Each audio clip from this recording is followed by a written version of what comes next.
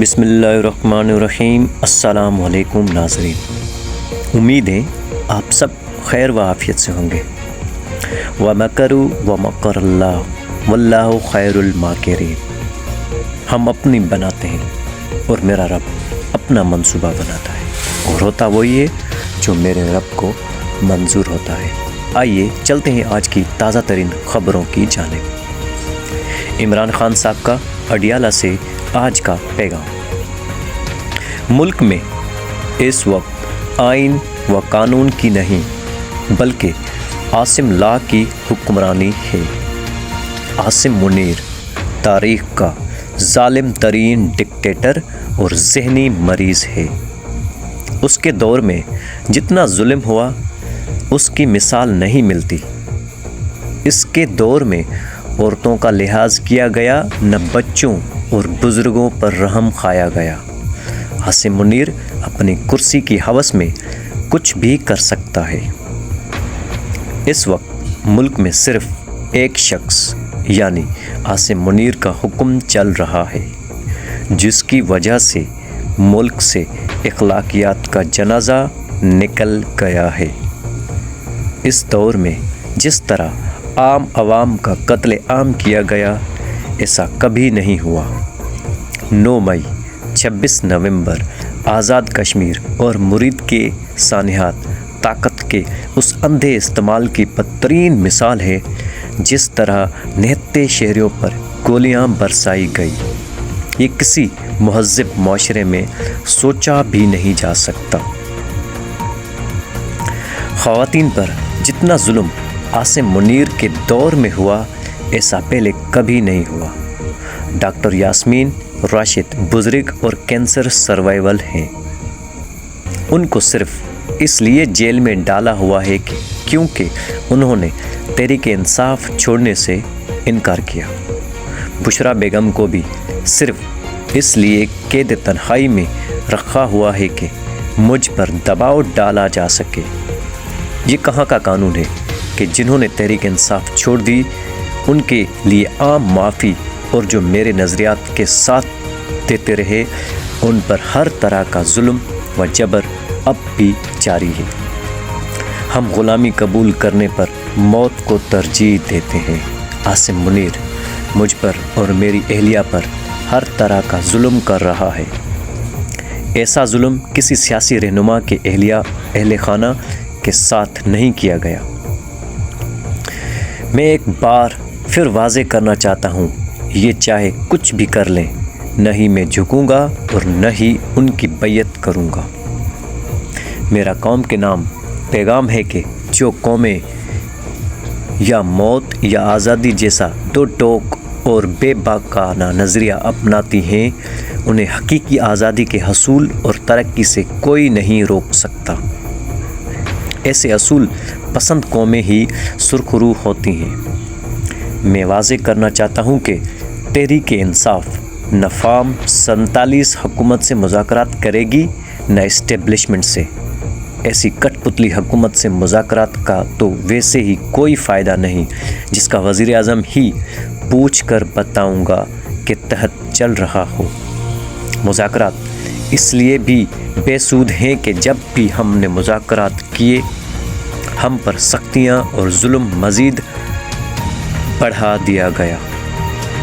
اس وقت ساری طاقت ویسے بھی ایک فرد واحد یعنی عاصم منیر کے پاس ہے، جو اپنی کرسی کی خاطر کسی بھی حد تک جا سکتا ہے۔ مذاکرات کے حوالے سے فیصلہ ہماری تحریک تحفظ آئین پاکستان کے اتحادی محمود خان اچکزئی اور علامہ راجہ ناصر عباس کریں گے۔ تحریک انصاف کے تمام عہدیداروں، پارلیمنٹرین، ILF اور سینئر وکلاء کو ہائی کورٹس جانا چاہیے اور وہاں سے تاریخ لیے بغیر نہ اٹھیں، کیونکہ میرے اور بشرا بیگم کے مقدمات کی تاریخیں ہی نہیں دی جا رہی، اور جان بوجھ کر مقدمات کو التوا دی جا رہی ہے تاکہ ہم جیل سے باہر نہ آ سکیں۔ سب جانتے ہیں کہ ان مقدمات میں کچھ نہیں رکھا، اور آخر کار انہوں نے زمیں بوس ہی ہونا ہے۔ لہٰذا ان کو سماعت کے لیے مقرر ہی نہیں کیا جا رہا۔ سلمان اکرم راجہ پر مکمل اعتماد ہے۔ پارٹی سے متعلق تمام ہدایات اور ملاقات کی لسٹ سلمان اکرم راجہ کے ذریعے ہی بھیجی جائیں گی۔ سلمان اکرم راجہ کی ذمہ داری ہے کہ وہ تمام ہدایات پر عمل درآمد کرائیں۔ یہ تھا عمران خان صاحب کا اڈیالہ جیل سے آج کا خصوصی پیغام، جو کہ عاصم منیر پہ تھا، اپنی پارٹی کے عہدیداروں پر تھا اور قوم کے نام کچھ اہم باتیں تھیں، اور آخر میں سلمان اکرم راجہ پر بھی عمران خان صاحب نے پر اعتماد دکھائی دیے۔ سابق وزیر اعظم عمران خان کا اڈیالہ جیل سے اپنی ہمشیرہ سے ملاقات میں دو ٹوک پیغام۔ آئیے چلتے ہیں دوسری خبروں کی جانب۔ پاکستان تحریک انصاف کے نوجوان قیادت، جس نے ابھی خیبر پختونخوا کی حکومت سنبھالی ہے، پاکستان تحریک انصاف خیبر پختونخوا کا امن و امان کے حوالے سے موجودہ امن جرگہ پر اہم مشاورتی اجلاس ہوا۔ پاکستان تحریک انصاف خیبر پختونخوا کا صوبے میں امن و امان کی صورتحال اور موجودہ امن جرگہ کے حوالے سے ایک اہم مشاورتی اجلاس منعقد ہوا۔ اجلاس کی صدارت وزیر اعلیٰ سہیل آفریدی اور صوبائی صدر جنید اکبر نے مشترکہ طور پر کی۔ اجلاس میں اسپیکر صوبائی اسمبلی بابر سلیم سواتی، صوبائی وزیر قانون آفتاب عالم، صوبائی جنرل سیکریٹری علی اصغر خان، صوبائی وزراء مینا خان آفریدی، شفیع جان اور اراکین قومی اسمبلی عاطف خان، ڈاکٹر امجد خان، ارباب شیر علی اور عرفان سلیم سمیت دیگر پارٹی رہنماؤں نے شرکت کی۔ اجلاس میں صوبے کے مجموعی سیاسی صورتحال اور امن و امان کے امور پر تفصیلی غور و خوض کیا گیا۔ شرکاء نے امن جرگہ کے انعقاد اور آئندہ کی حکمت عملی کے مختلف پہلوؤں پر مشاورت کی۔